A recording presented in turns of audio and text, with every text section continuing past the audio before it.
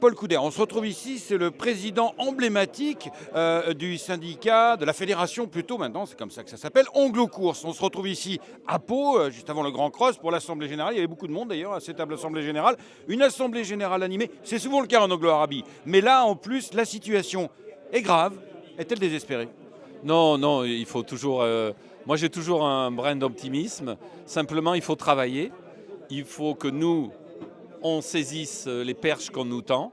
Et je pense qu'on va coopérer, notamment peut-être avec les AQPS, sur certaines conditions de course pour faire plus de partants. Non, il faut que nous, les professionnels, on se prenne en main. Et pour ça, non, on est motivés. J'ai préparé le terrain au sein de la Fédération Anglo-Course. Et maintenant, à nous de travailler. Alors, soyons concrets. Le problème, c'est quoi? C'est qu'on manque de partants dans les courses d'anglo, notamment dans les courses d'anglo-arabes d'obstacles, et ça s'est vu à Pau, tout simplement, parce que c'est là où il y en a le plus, en premium en tout cas. Et donc, comment se prendre en main, comment améliorer la situation, soyons clairs? Bien, j'ai reçu des coups de fil de Bruno Vagne, de Jackie Cyprès. Ce matin, j'ai eu une conversation avec Stéphane Calais. Là, tu parles des AQPS, donc? Je parle des AQPS. On va discuter avec eux, voir au niveau des conditions de course, voir si on ne peut pas intégrer des AQPS, mettons, de valeur intermédiaire dans nos courses d'anglo, ou que les AQPS nous ouvrent des conditions pour que les anglos courent les courses AQPS. Le meilleur exemple, c'est que vendredi, il y avait 2 courses. Il y avait le Amaury de Casanova, un steeple 4 et 5 ans anglo, il y avait 5 partants. Et à côté de ça, il y avait un steeple AQPS 4 ans, il y avait 5 partants. Donc je pense qu'en se mettant autour d'une table, il y a moyen de régler ce problème. Comment faire? Le nombre de poulains, de produits anglo-course donc à vocation de course, parce qu'on sait que l'anglo-arabie c'est très vaste, a diminué, est passé en dessous du seuil des 200. Comment faire pour retrouver une vivacité dans cet élevage? Vaste question, évidemment, problème insoluble, il n'y a pas, sinon ça serait s'il n'y avait qu'une seule solution. Mais en tout cas, quels sont les vecteurs qui vont être utilisés par Anglo-Course? Alors, donc nous on essaye de jouer sur plusieurs tableaux. D'abord, d'amener des mesures au niveau de l'élevage. Favoriser peut-être ce que j'appelle le croisement à l'envers, c'est-à-dire utiliser un étalon anglo et faire saillir une jument pur sang pour faire des anglos à 12,5. On a des exemples de Stingo qui était chez Guy Chérel, qui a gagné le Grand Prix des Anglos à Longchamp, qui a gagné en steeple.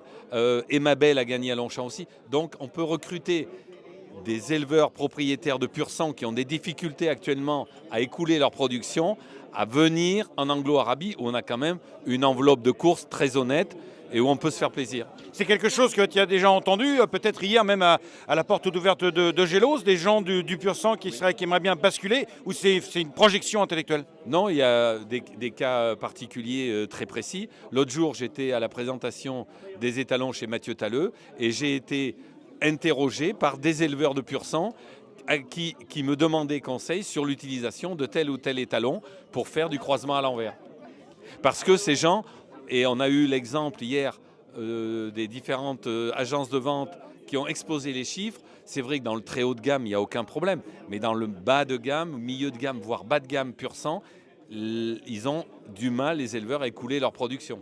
Bon, comment s'est passé le discours avec Frédéric Landon, qui a du mérite, hein, Frédéric Landon, le vice-président de France Gallo et le président de l'obstacle, qui fait le centre, qui fait etc., pour arriver avec des nouvelles qui ne sont évidemment pas très enthousiasmantes. C'est pris comment par l'Assemblée? Mais je pense que c'est bien pris parce que moi j'avais préparé le terrain.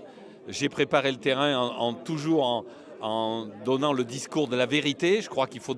Et Philippe Giraud a exposé tous les chiffres de façon très honnête. Et je crois qu'il faut partir de là. C'est une base de travail et donner de l'espoir aux gens en apportant ce travail, en trouvant des solutions. Bon, tu as dit dans ton discours que si la fédération Anglo-Course n'existerait pas, il n'y aurait plus de course d'anglo. Pourquoi tu dis ça? Je te connais, c'est pas du tout de l'autosatisfaction. Non. Ah non. Non, moi honnêtement, je n'ai pas besoin de la présidence d'Anglo-Course pour vivre. Mais je viens d'une culture anglo-arabe. J'ai une certaine fierté à maintenir l'anglo-arabe dans la grande famille des courses. Et à ce titre-là, je ne veux pas parler de niche. Je veux parler de famille. Il y a la famille des pur sang, des AQPS, des anglo-arabes. Comme le dit Anthony Baudouin dans son dernier article, on est là tous ensemble pour apporter à la filière des courses. On n'est pas là pour se tirer les uns les autres. Au contraire, on est là pour collaborer et chacun de faire le maximum pour apporter à la filière des courses. Merci Paul. Paul Couder, le président de la Fédération Anglo-Course.